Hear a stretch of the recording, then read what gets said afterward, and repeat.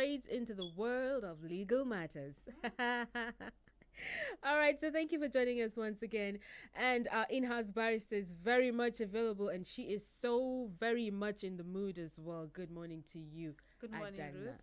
All right, so we're here, and together we will have a very interesting conversation today on Probono Chambers. We will look at the wheel. Okay, not the will to do or not the will to carry out A particular action or okay, yeah, act. not that kind of will, but that will that happens when you anticipate.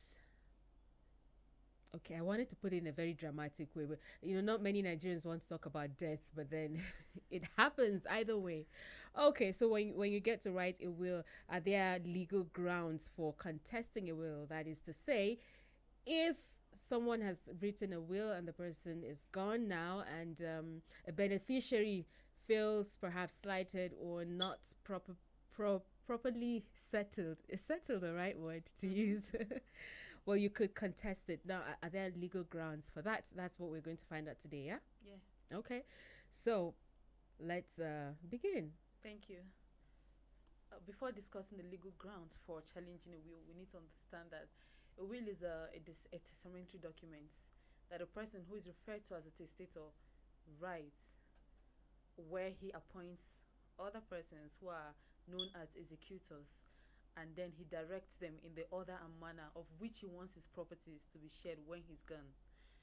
And then the advantages of a will is that the intentions of a person who is no longer living is communicated, especially to his loved one, and whatever it is that belongs to him is has a particular way or direction that is prescribed by him in a particular document recognized by law, of which such a manner must be followed or such ways must be followed. Another advantage is that he gets to appoint trusted persons as executors who would share those properties, who will share those properties to the beneficiary, you know. The way he would want those properties to be given to the beneficiary while he's alive. And then sometimes, they are even privileged to specify on the ways they want their funerals to be carried. That is like giving out their funeral directives. So that is one of most of the advantages of writing a will.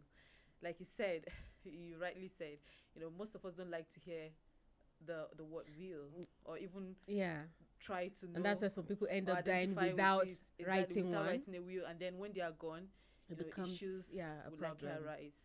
However, we're trying to talk about the challenges that would even arise even after a will had been written, because even where a will is not written, challenges still arises that would lead persons who are supposed beneficiaries or loved ones of the deceased to go into the courts in order to benefit from the assets of the deceased.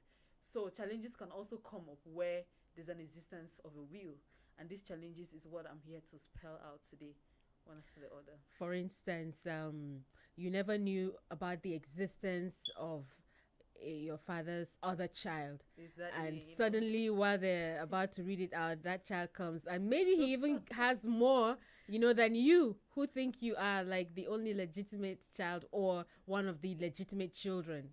Well, it's not a challenge where such person has been stated in the will.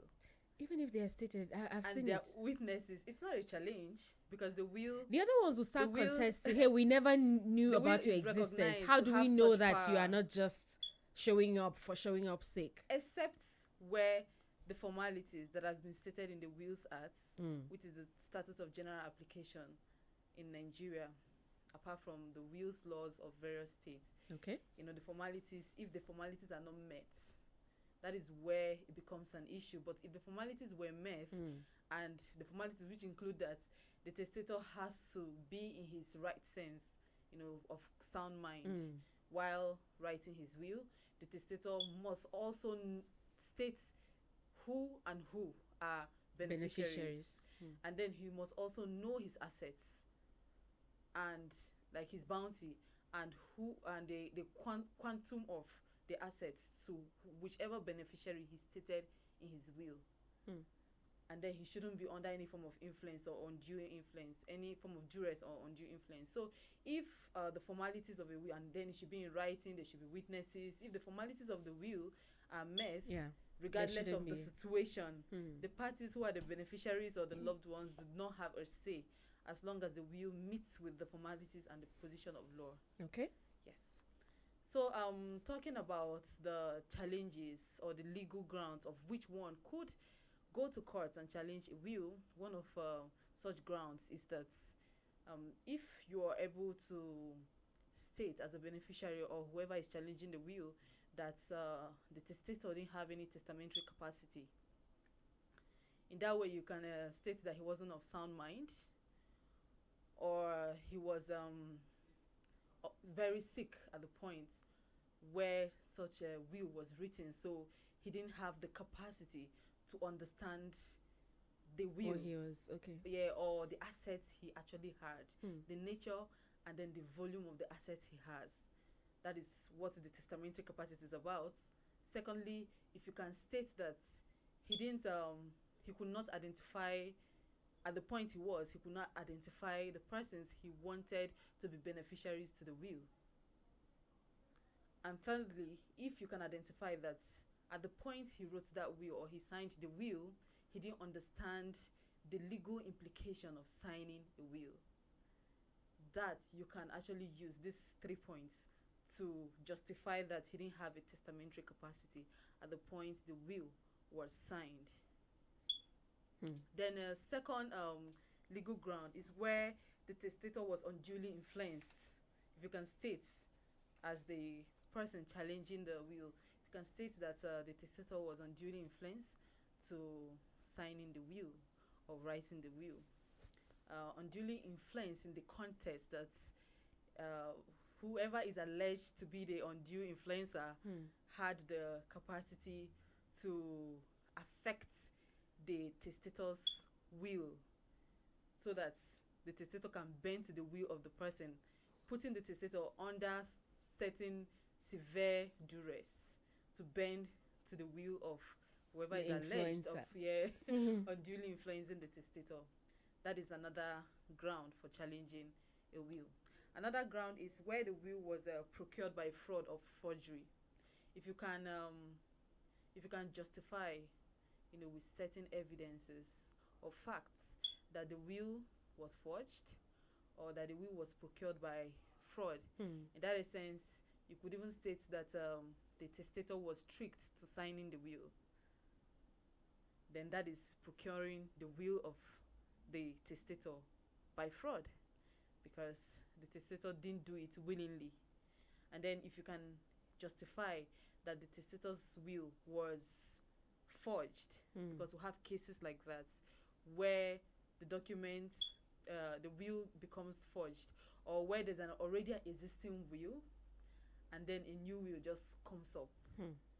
If you can justify that the new will coming up, because what happens in the position of law is that where there's an existing will, if you must have another will, you must state the existing will either being void, or you are going to be using the both wills together as Whoa. one. Yeah. Okay. So if you have to amend a will, because amendment of will is also recognized under the law. If you're amending Okay. a will, it's called the codicil. If you're amending the will should, the old will Hmm. would not be valid under the position of law. So you If must if state you're amending it, are you going to amend it when the what do you call it? when the testator. Yeah, is still alive, or Definitely, because okay? a Because will I is mean, valid upon, yeah, the if will. if the person is already dead at the arrival or discovery of the second or a new one, then at As that point you cannot. you can't, because Okay. as long as his signature is not on the Mm-hmm. existing new will, it's not valid.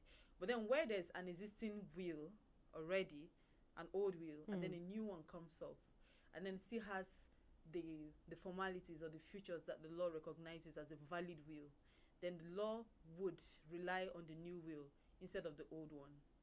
And then the new will should also state that this is an old one which is no longer in existence. But where the old one which is no longer in existence is not even stated, the law would definitely, or most likely, rely on the new will as it depends on the laws of the states Okay. that guides wills. So that is the position. So in such instances, there might be a need for you to challenge the will by reason of stating that the will was either obtained by fraud or it was forged, especially where the will even have the requirement of a valid will, just like the old one. That is such case. Another ground for challenging is a will is where a will was rectified or reconstructed. For instance, we had the first meeting after the testator had passed, and then all the beneficiaries were there present and the executors, and the will was read as to what is apportioned to every beneficiary stated in the will. And then later on, they had another meeting, and then the positions, or let's say the volume of assets that is given to each of the beneficiary become changed, or there's an additional beneficiary, then you can challenge the validity of such will.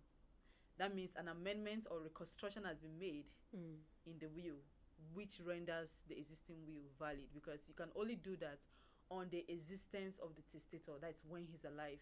He is the only person who has the ability to amend a will or change the construction of a will. So these are the basic grounds for challenging a will. So as it is now, you're saying that I can't just wake up and say I feel cheated.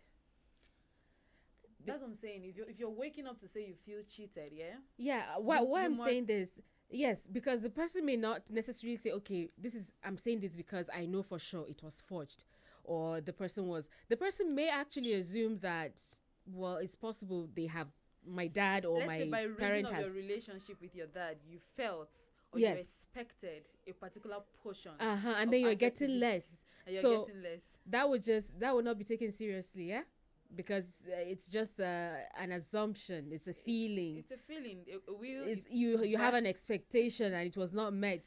If your expectation is not met, it is not the goal of a will.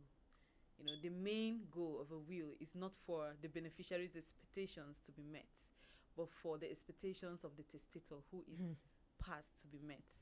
I'm just thinking, I'm not even sure I would want to see what is left for me in a will, because I feel that will be an indication of how much I'm worth to the person. So it's like, don't even drop anything. Let me just assume you you love me like to the moon and back.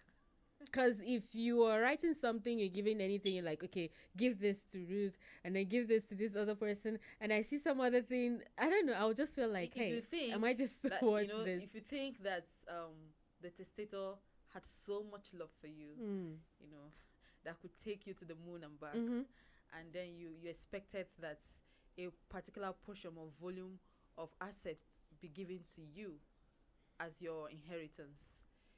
If you must challenge it on that ground, you would pick any of the legal grounds for challenging a will to fit into whatever assumptions you have, and then if you have enough facts and evidences, by the grace of God, you might prevail. But if you don't have any facts or evidences, or you wouldn't want to rely on any of these legal grounds, it might be very difficult for you to prove in the court of law. All right. So basically, if you are going through a situation such as this, you have to at least have these proof. It's all about proofs, yeah? Having to prove that, okay, I'm not sure this person wrote this, under the right circumstances. Perhaps he was coerced or he wasn't well, and all that. But then make sure that you have proof before you can begin to contest. Definitely. All right. That's that for now, though. You can call in and ask questions if you have further questions about how perhaps you can go about contesting a will that you do not agree with. Any other question at all is welcome, as long as it has anything to do with legal matters. Feel free to call in and ask your questions, or if you have other thoughts about the topic, we are here for you, and you get to call the number 081 8999 1011. That's 081 8999 1011. It's Probono Chambers on Human Rights Radio 101.1 FM. Let's see who we have here. Hello? Hello, good morning. Good morning to you. Welcome. What's your name? My name is Benjamin. I'm calling from Otaku. Okay, Benjamin, we're listening. Okay, the question is, I'm just saying, let me say good morning first. I'm very grateful for the topic today. Okay. Like, what I want to ask is it in the presence of who and who he will to? Benjamin, we didn't get you. Can you say that again? Okay, I said, is it right for someone to read his will in the presence of those who he has written the will to? Okay, to read it out before he or she dies. Yes, he should read it out before he died. Okay. Is it right? Is it right? No, thank you very much. Okay, it's not right. A will starts becoming in force. You need to turn off your radio. Benjamin, you need to turn off your radio, please. I'm having feedback here. Huh? Can you hear me? I'm hearing you now. Is your radio on? No, I've already off my radio. Okay, I don't know why we're having this feedback. So we're just going out. Just end the call and listen in, okay? Okay. Okay. I think it's network stuff then. So you can go ahead and. Okay. The validity of a will. What makes a will is where it is when it comes to where it's brought to the knowledge of the beneficiaries after the testator had passed. So where the testator is still alive and reading his will to his beneficiaries, it's no longer a will. Yeah, but that will solve a lot of problems now. Because if you have anything to contest, you just tell him, Papa, why now? I expected this. You see, that can even bring more problems. So that's why. But he will solve it since he's still there. He appoints executors who administer the will after his demise to the beneficiaries. However, witnesses of the will should not even involve the beneficiaries. I will say it in another way so that you understand. The beneficiaries, none of the beneficiaries should be part of the witnesses to a will. At the point where a beneficiary becomes part of a witness to a will, then it renders the will void. It can't be a will anymore. Okay. There you have it. So if a parent is calling you my son, Emeka, come and see, sign that I'm writing this. It doesn't. All right then. Good. Hello. Hello.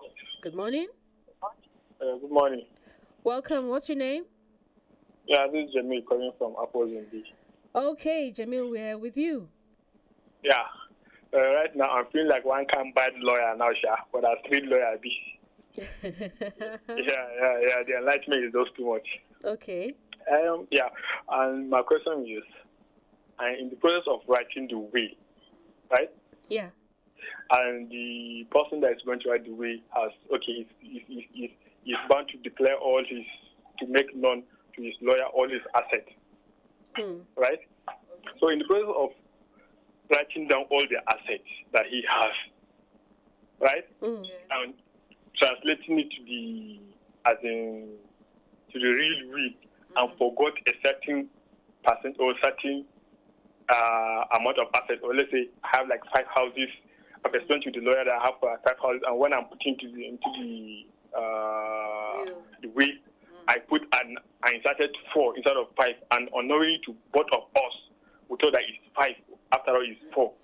And at the third end, unfortunately, I passed out, and my will is being read. It has been like, okay, it's 4 instead of 5. After it's been apportioned to my family members, and later on, one of the family members got to know that, okay, it's 5 instead of 4, and went on to. Oh no. I think I understand what he's trying to ask, yeah? Where a testator doesn't mention all of his assets in the will, what happens to the asset that wasn't mentioned? Will is like drafting any other legal documents.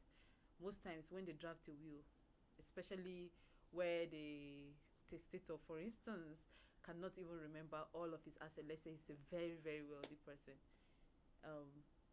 sometimes some clauses are included for such assets that were not specifically mentioned in the will, to either be given to a particular beneficiary or to charity. So there's always a clause for There's such always kind a of, clause. Yeah, there's always a clause Okay. for such kind of assets. So If it's there a- should be a law. I mean, if you cannot take stock of all that you own, then don't own it in the first place. How can you own That's why things the you can't clause- remember? that's why the clause is there.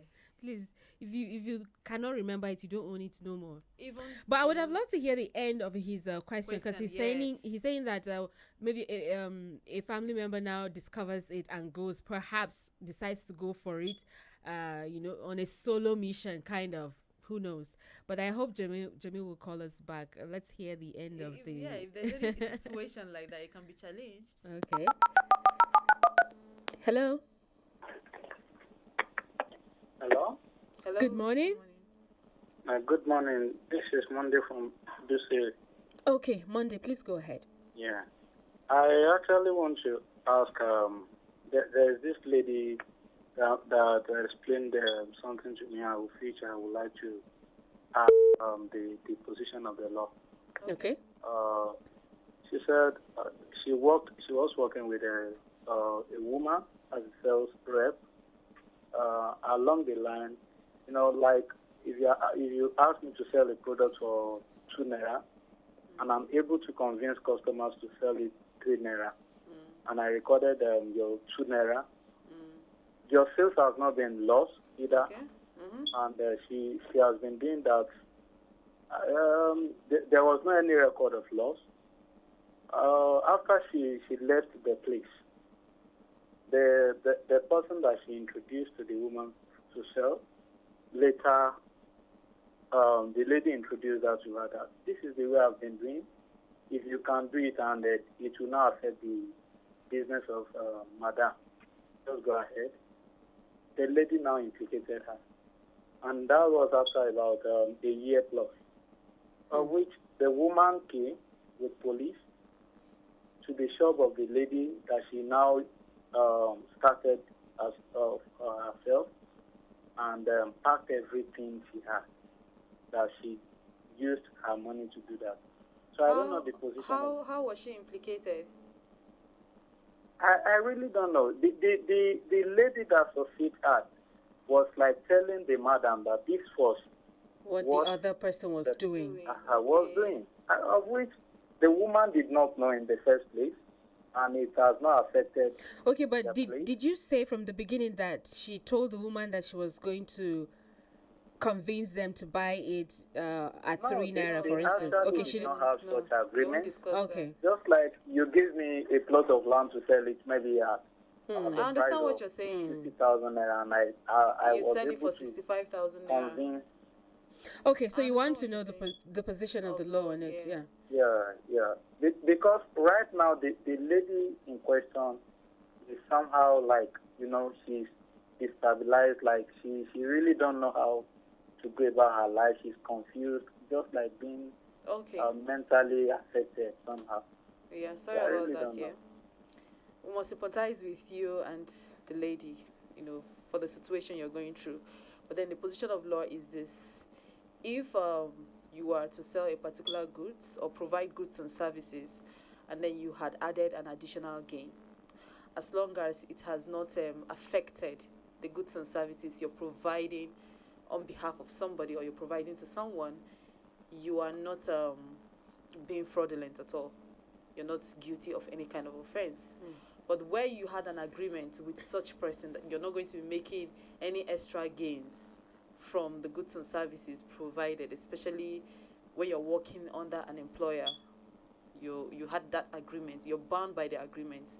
So the position of the agreement holds you to, to your duty or to your obligation to be disposed to your employer.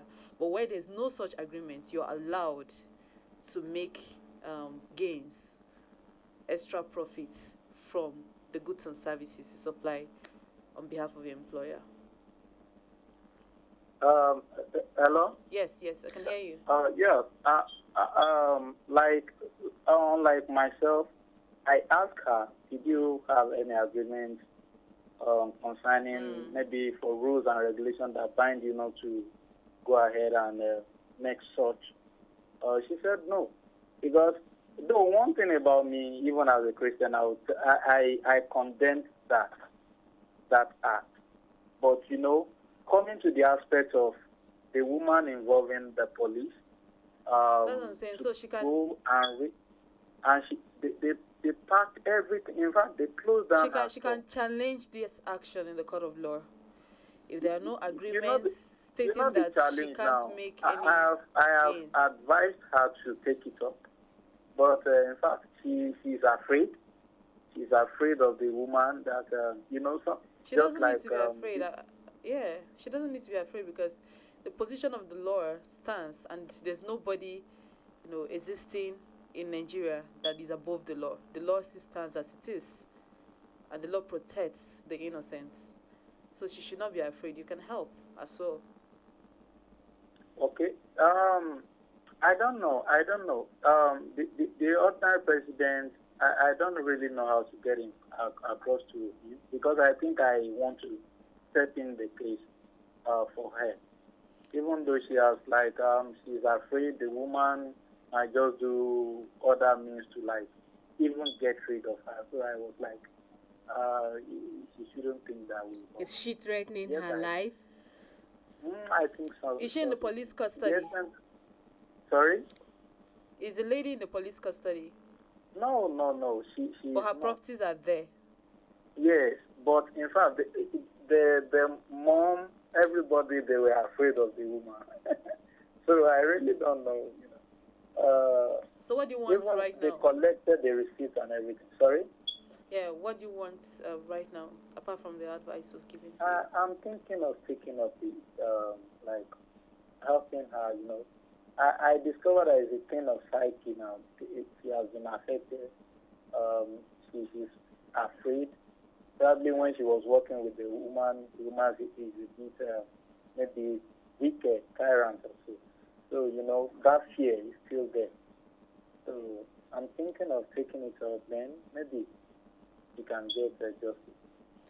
Well, and that's what she said. Yeah, so you you should. go to a police station now or going to court? Court. Okay. So get a lawyer. Are you listening? Yeah. Okay. You get a lawyer to file on her behalf to recover her properties, because the woman has no right to hold her properties in the police custody. It's not good at all. It's not right. Okay. Thank you very much. You're welcome. My regards to the ordinary president and the human rights group. All right. Thank you very much. Yeah. All right. Okay. 08189991011. What if the person says you increase the money because by that increment it's going to kill my markets? People are going to think that my goods are super expensive. Does she or does she not have, a reason based on that to say you She has shouldn't to have? prove that her market value has been killed or her goods and services have been. You understand? Okay. Yes, she has to prove that. Since So she if she never can't- did that and she's acting based on what she heard, someone told her, she hadn't reacted so far since she had the first marketer or the second marketer making extra gains from the business.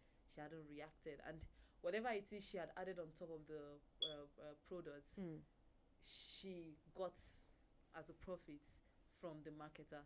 So she didn't have a reason to complain, except because someone had told her they're making extra gains. So she has to prove that the gains had affected her market or her products negatively in the court. Okay. So it's part of it. So let's hear you. If you have any questions to ask, is Probono Chambers on Human Rights Radio 101.1 FM. Hello. Hello. Good morning. Good morning. Where are you? Good morning, my professional lawyer. Your voice is far away. Okay, my name is. Can you hear me? I can hear you now. Yeah, my name is. Calling from Life Camp. Sorry? My name is Solomon. I'm calling from Live Camp. Can you hear me? Okay, Okay, Solomon, I can hear just try and up your voice, really. But go ahead. The question I want to ask, I remember when I went to. Okay, Solomon, I think you have to call back. I We can't really hear you at can't all. hear you. I don't know if it's the network because it's 'Cause coming I up really and can't hear him at all. so Solomon, please try and call us back so we can hear what your question is for us. Hello. Hello, good morning. Good Good morning to morning. you. Yeah, this is Jamie calling back. Okay. Yeah. Yeah, no, what I was saying that what if one of the family members go on a solo move to acquire one of the assets that is remaining, and not really to the lawyer, he knows that yes, the asset was there, but unfortunately it was omitted during the process of writing the will. So how will the court come up with other solutions to that? Hello? Yeah. We can hear you. Thank you very Yeah. much. So hello? Yeah. Yes, we can hear you. Yeah, how would you court? Because if knowing some of the factors that took the case to court and were like, okay, the lawyer was like, yes, there were 5 assets, but fortunately 4 was written and 1 was omitted. Yes. Let me clarify on this issue. Okay, thank you very much. Yeah. So, Okay. for instance, where there are no clauses in the will to specify any other assets that might be omitted, and then and where such an asset that was omitted in the will, then a beneficiary takes advantage of such assets. The law that guides the enforcement and application of wills in the states would apply for such existing assets, especially where it's challenged. So it's the law that regulates wills in the existing states where such assets is located that would decide on what such asset would be used for at the end of the day. And what could they likely suggest? I mean, propose? Because There the are other will members laws of the various family states. are now aware of the existence of that additional asset, and they may want their own share too. So Yeah? if yes, that's why I said the law that regulates such assets that was not identified in the will, especially where such assets is located in the states, would They will apply. decide what to They do. will decide what's But then to do they'll with have the to go to property. court. Definitely, you have to go to court to challenge it. Okay. That's before the court would know there's an asset like that in existence. All right. I hope that answers it for you, Jamil. Hello. Hello, good morning. Morning to you. Welcome to Probono Chambers. What's your name? My name is Ifai. I'm calling from Kubwa. Okay, Ifai, we're listening. Yes, my question is, I tried calling yesterday. I couldn't. My question is concerning a guarantorship. Okay. In a situation whereby you sign a guarantor for someone, maybe borrowed money from bank, and the condition is that when the person defaults, you guarantor will pay.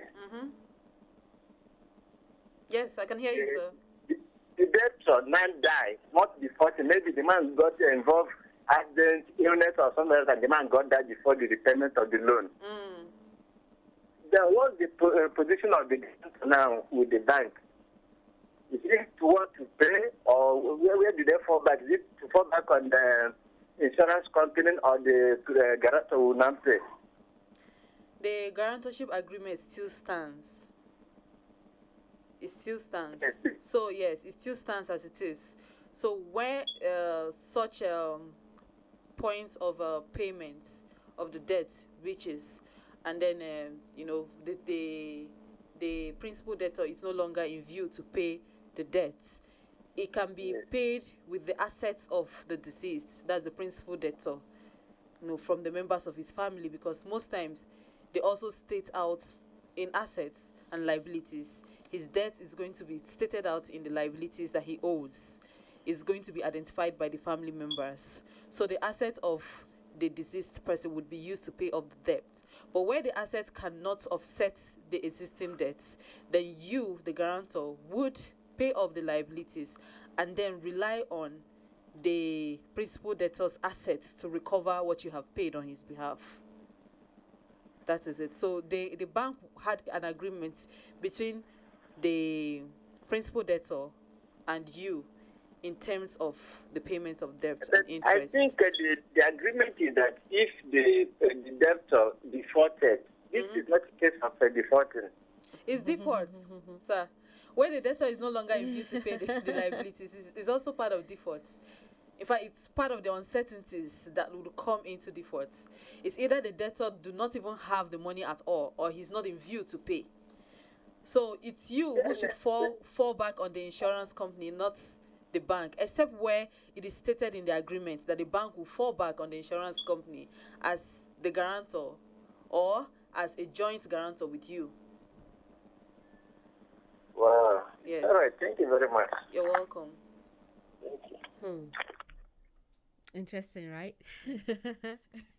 So I want to expatiate on that. When persons die, in fact, before people die, they tend to list out their assets and liabilities, so that in case of eventualities, the family or whatever assets they have can either offset the liabilities, or whatever insurance that covers the liabilities could offset that. So if a person dies, we're talking about will today, and then let's say the deceased is no longer in view. If the will most times before wills are concluded, the assets and liabilities are listed out. So if the testator had incurred a debt before his demise, He would have included it. Yes, he will include it in his will, so that the family knows about it, and then they can offset such liabilities.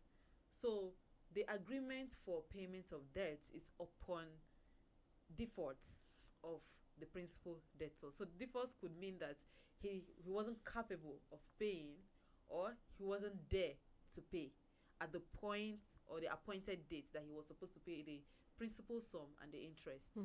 So it's until the agreement stipulates otherwise, then the guarantor can now start looking for other options, or the creditor would look for other options. But where the agreement just specifically stated that the guarantor assumes the position of the principal debtor, it applies whether the principal debtor is in view or not. Okay. 08189991011. Hello. Hello. Good morning. Good morning. Solomon is calling back. Can you hear me right now? Okay, Solomon is somehow. Just go ahead. Let's see. All right. I just come back in 3 days for the country. I wanted to ask the class, because I've been going to prisons, different prisons in Abuja here, and I saw that most of them, they are in the prison, just minor things that make them to prison. But meanwhile, they are waiting for trial. And then, in the country, you see that somebody steals dollars. We're not talking about billions now, we are talking about dollars. And then, government will still give you security on top of what they are stealing, instead of them like to punish you or to know what they're supposed to do, just as that nobody is above the law. And then at the end of the day, Solomon. will not yet do. Solomon. Can you hear me? You're talking about. You said you've been to different prisons. Yes, prisons. No, this is my church. This is the church where I'm going. Okay. And what have you found out? I found out that those that in the prison, they just still minor things. Some of them just money, just 2,000. Okay. Some of them just narrator. When they are diving, so all of a sudden they've been lost, and then maybe they are bored. Okay, so what's your question about why those? As lawyers, why are they getting to? What are they telling to? What are lawyers doing about such people? Yes. Okay. Because people have been stealing dollars. I'm not talking about millions. We are talking about dollars now. Nigerians have a lot. We are talking about dollars now. So those people are stealing dollars. What are they going to do? Because at the end of the day, we will not hear about anything about them that maybe they put to prison, maybe they jail them. Okay. In developing country, all these things are happening in Nigeria. It's not happening. That was why you need to learn from other countries. I don't know which. Hello. Okay. I think. Yeah. So I have the first question. basically, he's just concerned. Why is it that there are people who are there for petty thefts, petty theft? Yeah, in the prisons, and what is I would think the justice system doing about that? While on the other hand, we have people who are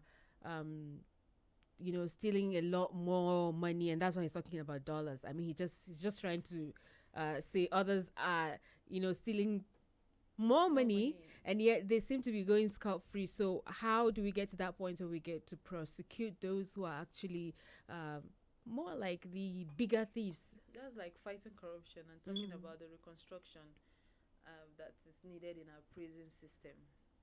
Most persons who he might have seen there are waiting trials, and then some persons might have been convicted to serve their terms. However, he's talking about prostitutes who are in prison. Such persons, there are some lawyers who do pro bono services, go to prison from time to time, visits there, and because there are a lot of prisoners, than there are lawyers, so they from time to time, with the economy of the country, it's not even very very easy for these lawyers.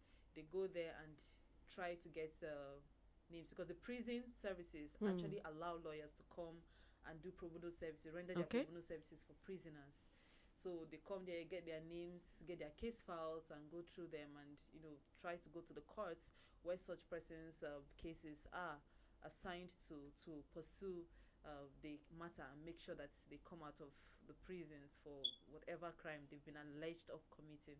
So lawyers do that, from time to time. And the prison service, I would assure you that you need to also ask further questions. The prison service allows lawyers who render their pro bono services to come in and assist such prisoners. Okay, because this is definitely a concern for many Nigerians, that you have a lot of people in the prisons that are awaiting trial. Exactly. I mean, it's not like they've been convicted, and given sentence and all that. Okay, so there is a provision for lawyers to go and offer their pro bono services. Yeah, offer their help without taking any money from them even. Okay, so Solomon, I hope you heard that and it answers you. It may not be in an extent that many people are feeling because it. There are a lot of challenges. There are a lot of challenges.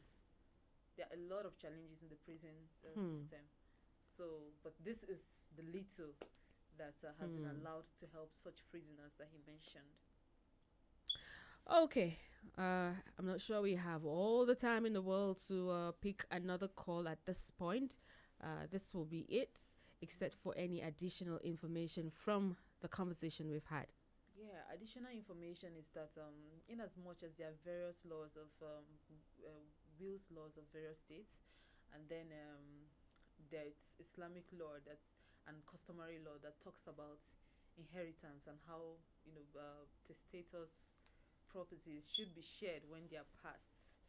The Wills Act also allows persons to independently make their wills. So the customary law does not preclude you from making your will, as well as the Islamic law. It doesn't stop you from making your will and stipulating how the directives and the manner of which you want your assets to be shared amongst your family members. But so far there's no, of course there's a Supreme Court's decision on this, but then so far there's no such Supreme Court's decision that alters this position as it is right now. So everybody is allowed to make a will. That's it, please. Okay. Have you written yours? Don't give an answer. Oh yeah, no, I was not talking to you. I was talking to the listener. I thought you were talking to me. I've written mine. Oh really? Interesting. What do I have? Sure Why? Why will you? I'm not even a beneficiary, so I'm allowed to ask. And you are not the lawyer on the. I chose another lawyer. You. Trust me. You just want to see and know my asset. No. All right. Many thanks, in-house barrister Dana, for being here on Probono Chambers today and giving us insights into the issue we looked at, which has been the legal grounds for contesting a will. I do hope we all have been enlightened on this. And with those who asked their questions, I hope you got satisfactory answers. We'll do this again tomorrow. Stay with us on Human Rights Radio 101.1 FM. My name is Ruth Usman, and I will see you again. As a business owner, you may be asking yourself for reasons